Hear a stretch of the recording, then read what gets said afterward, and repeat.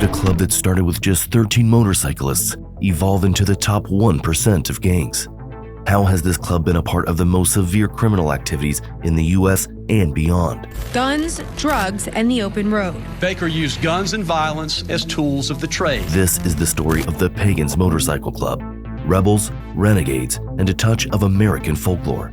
In the late 1950s, Lou Dobkin laid the foundation for the Pagans Motorcycle Club in the heart of Prince George's County, Maryland.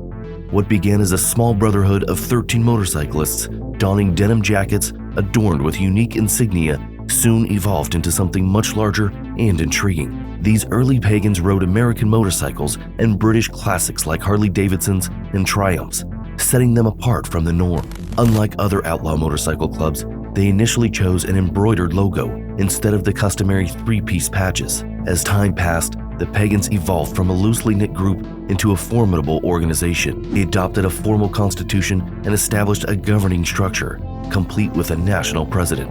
Interestingly, this president was paid an annual salary equal to that of the President of the United States. As we dig deeper into their history, it's important to remember that the Pagans were not always the fierce group we know today. In fact, they were relatively non-violent until a pivotal moment in 1965 changed their trajectory. That year, a Maryland motorcycle race incident led them to being branded as the 1% of motorcyclists who cause problems in local newspapers. This very incident inspired the Pagans to claim the iconic 1%er patch, a symbol that has since become synonymous with outlaw motorcycle clubs. The Pagans, driven by their newfound identity, swiftly rose to prominence in the Mid-Atlantic region, becoming the dominant force in criminal activities and motorcycle culture. Under the leadership of John Satan Marin, the Pagans experienced unprecedented growth, boasting nearly 5,000 members during the early 1970s. Their influence stretched far and wide, with their mother club constantly moving, often in the Northeast. If you're enjoying this video, don't forget to hit that subscribe button and ring the notification bell so you never miss an update from our channel. One unique feature of the Pagans is their top leadership echelon, which consists of precisely 13 members. They also have chapter presidents, with one of the largest chapters situated in the bustling streets of Philadelphia. While the Pagans have historically been concentrated in the Northeast and Mid-Atlantic, they embarked on a journey of expansion. In the 1990s, they set their sights on sunny Florida, and later, they ventured west, establishing chapters beyond the mighty Mississippi River. Their growth was about recruiting new members and absorbing smaller outlaw motorcycle clubs into their ranks. Incorporating smaller clubs was widespread from the 1970s to the early 1990s. Now, let's move on to the criminal allegations of this group. In 1974, a dark cloud shadowed Coconut Grove, Florida, when 17-year-old Amy Billing vanished near her home. Her fate remained a mystery for over 2 decades until 1998, when a former Pagans member, Paul Branch, made a shocking deathbed confession. Branch revealed that Amy Billing had been abducted, drugged, raped, and ultimately murdered on the day she disappeared. Her remains were allegedly discarded in the vast and unforgiving Everglades. To this day, Amy Billing's body remains undiscovered, and her tragic case garnered national attention, even featuring on shows like Unsolved Mysteries and America's Most Wanted. More recently, in May 2021, the Pagans were entangled in a barroom brawl with locals at Stripes Bar and Grill in Navarre, Florida. 2 days later, a rich urban biker's, Rub's, motorcycle was set ablaze right in front of Stripes. Law enforcement stepped in, launching an investigation that led to the arrest of at least 5 Pagans and locals involved in the altercation. Now, let's shift our focus north to the historic city of Pittsburgh, Pennsylvania. There, Pagans faced legal troubles of a different kind.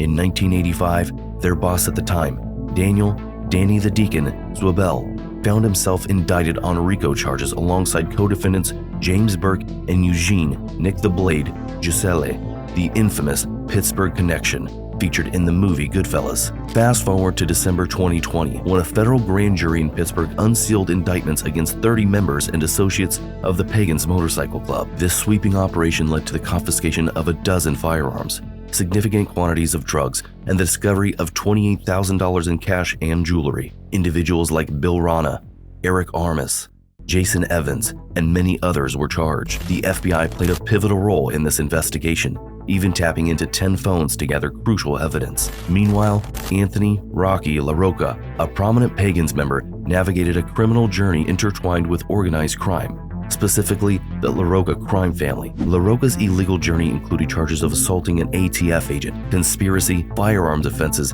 and silencer possession in 1973. In 1990, he, along with Francis Rick Ferry, was sentenced to life in prison for the murder of John Hetherington. Remarkably, even behind bars, LaRocca continued to influence his cocaine distribution network through connections in organized crime and within the motorcycle club. Jumping to April 2022, Pagans associate Jason Evans faced sentencing, receiving 57 months for his involvement in a large-scale drug trafficking operation spanning western Pennsylvania and Ohio. Evans was known as an enforcer and a close associate of a fully patched Pagans Motorcycle Club member in the Pittsburgh chapter. In June 2021, Patrick Rizzo, the vice president of the local chapter in Pittsburgh, pleaded guilty to illegal firearms possession before United States District Judge Robert J. Colville. Heading east to New Jersey, New York, and Philadelphia, we uncover a violent chapter. In 1994, at a charity picnic fundraiser organized by Tri-County MC, the Pagans made a menacing appearance to intimidate local motorcycle clubs. A brawl ensued, escalating from fists to knives and guns, resulting in casualties on both sides. In 2018, Pagans member Robert Hellboy Durande was convicted for the brutal beating of a Hells Angels member, Jeffrey Shank, with a baseball bat at a gas station in Newark. He was subsequently sentenced to 4 years in prison. The Pagans national president, Keith Conan Richter, was handcuffed in February 2021 after a police stop in East Windsor.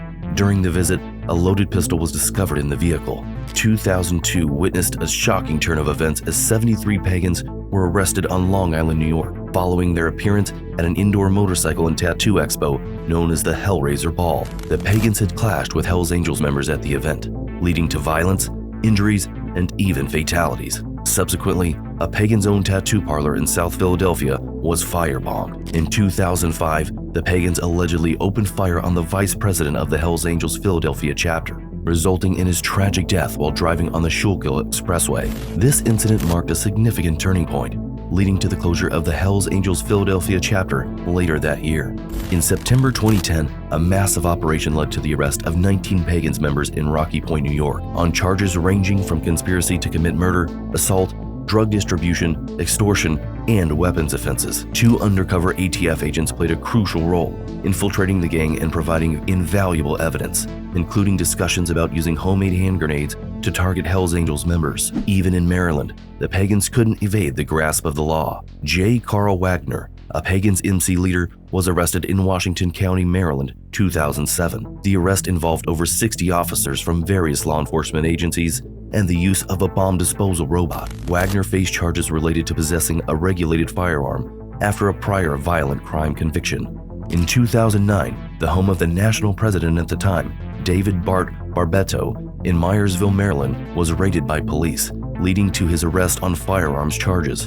In 2010, he pleaded guilty to racketeering and other charges, resulting in a 30-month confinement. Across multiple states in 2009, a sweeping operation led to the arrest of 55 Pagans members and associates, spanning West Virginia, Kentucky, Virginia, Pennsylvania, New York, New Jersey, Delaware, and Florida.